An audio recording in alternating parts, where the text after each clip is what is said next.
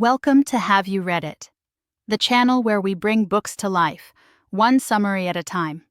Whether you're here for self-help, personal growth, or business inspiration, there's something for everyone.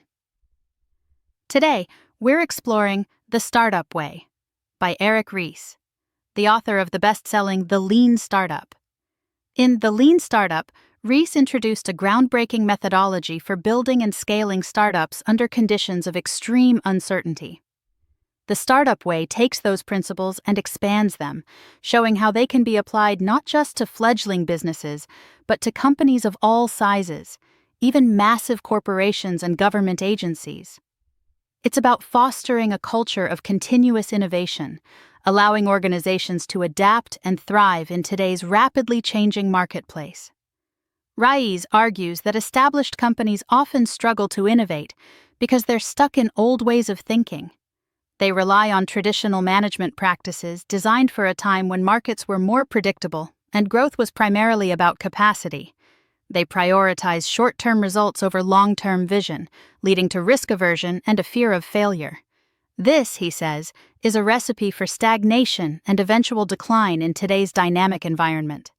The core of the Startup Way is the idea that entrepreneurship should be a management discipline, a core function within any organization. Just as companies have dedicated departments for marketing, finance, and engineering, they also need a function focused on continuous innovation. This function isn't just about creating new products. It's about infusing an entrepreneurial mindset throughout the company, empowering employees at every level to experiment, learn, and adapt. One of the most valuable concepts in the book is the idea of the internal startup. This isn't just a team working on a new project. It's a dedicated, cross-functional group operating with the same urgency and focus as an independent startup. They're given a clear mission, a limited budget, and the autonomy to experiment and iterate quickly. Their progress is measured not by traditional metrics like ROI, but by validated learning, what they learn about their customers and the market. Ries shares compelling examples of how this approach has worked in diverse settings, from GE's multi-billion-dollar engine business to the U.S. federal government's rescue of the healthcare.gov website.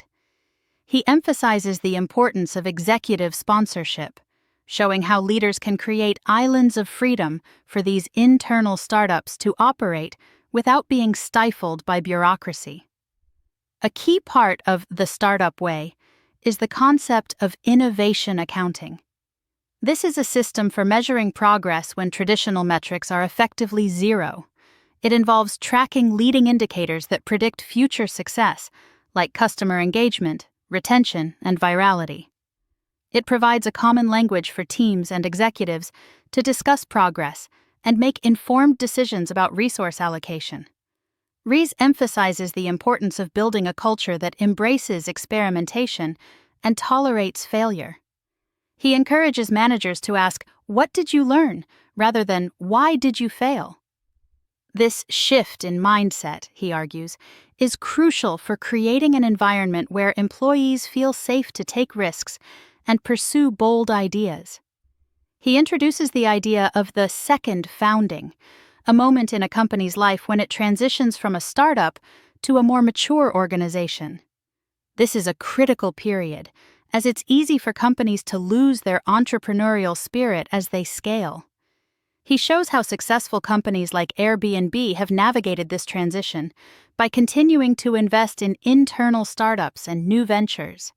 Ries also discusses the broader implications of the Startup Way for public policy. He advocates for policies that encourage entrepreneurship, such as portable health insurance, immigration reform, and changes to capital markets to address the problem of short-termism.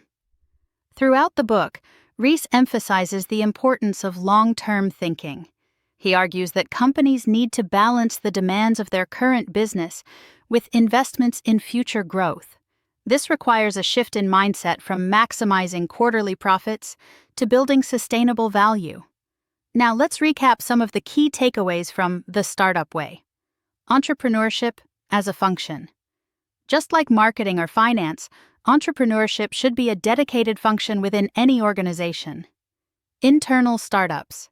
Create small, cross-functional teams that operate like independent startups, with a clear mission and metered funding. Validated learning. Measure progress based on what teams learn about their customers and the market, not just traditional metrics. Innovation accounting. Develop a system for tracking leading indicators that predict future success. Embrace experimentation. Create a culture that tolerates failure and encourages employees to take risks. Second founding. Be prepared for the challenges of scaling and maintain your entrepreneurial spirit as you grow. Long-term thinking. Balance the demands of your current business with investments in future growth. To make these ideas more actionable, here are some questions you can ask yourself and your team. Who in your organization is responsible for entrepreneurship? What are the biggest obstacles to innovation in your company? How can you create more space for experimentation? What metrics are you using to measure progress? How can you build a culture that embraces learning and tolerates failure? The Startup Way is a powerful call to action for leaders who want to build adaptable, innovative organizations. It's not a quick fix, but a long-term commitment to changing the way companies operate. Thanks for watching. Have you read it? Make sure to give this video a thumbs up and hit that subscribe button so you never miss our next book exploration.